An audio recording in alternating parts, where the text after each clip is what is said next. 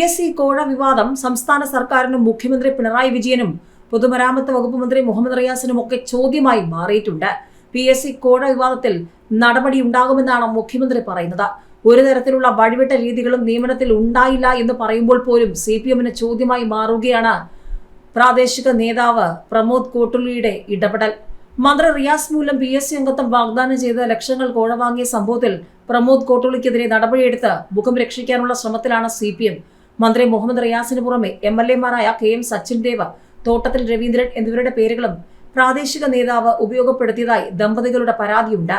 PSC അംഗത്വം വാഗ്ദാനം ചെയ്ത 22 ലക്ഷം കോഴ വാങ്ങിയ സംഭവത്തിൽ ഏരിയ കമ്മിറ്റി അംഗം പ്രമോദ് കോട്ടുള്ളിക്കെതിരെ CPM നടപടിയെടുത്തു. പ്രമോദിനെ തെരഞ്ഞെടുക്കപ്പെട്ട സ്ഥാനങ്ങളിൽ നിന്ന് നീക്കുമെന്ന് പാർട്ടി വൃത്തങ്ങൾ വ്യക്തമാക്കി.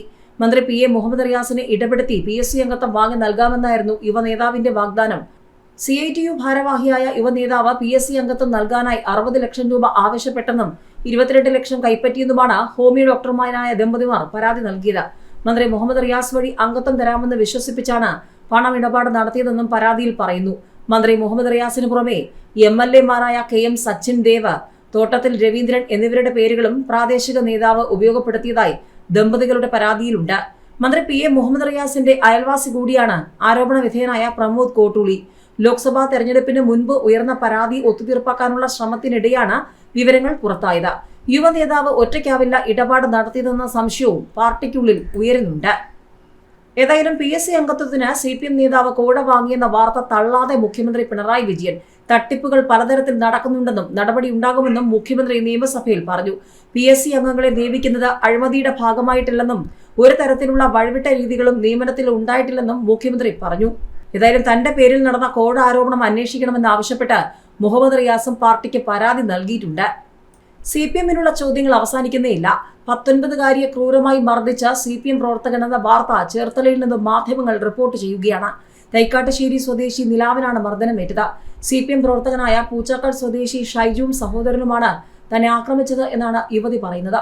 രേഖാമൂലം പരാതി നൽകിയിട്ടും സംഭവത്തിൽ പോലീസ് കേസെടുത്തിട്ടില്ല എന്നും ആക്ഷേപമുണ്ട്. രാത്രി യുവതിയുടെ സഹോദരങ്ങളെ ആക്രമിച്ചിരുന്നു, തിരിച്ചും ആക്രമിച്ചെന്ന് ഷൈജു ആരോപിച്ചിരുന്നു. തുടർന്ന് 2 കൂട്ടരും പൂച്ചാക്കൽ പോലീസ് സ്റ്റേഷനിലെത്തി പരാതി നൽകിയിരുന്നു. തിരികെ മടങ്ങിപ്പോകുന്നതിനിടെ ഷൈജുവും സഹോദരനും സുഹൃത്തുക്കളും ചേർന്ന് നിലാവിന്റെ സഹോദരങ്ങളെ ആക്രമിച്ചുവെന്നാണ് പരാതി. ഇത് തടയാനെത്തിയ 19-കാരിയായ നിലാവിനെയും ഇവർ ക്രൂരമായി മർദ്ദിച്ചു. തൈക്കാട്ടുശ്ശേരി ചേർത്തല റോഡിൽ വെച്ചായിരുന്നു ആക്രമണം ഉണ്ടായത്.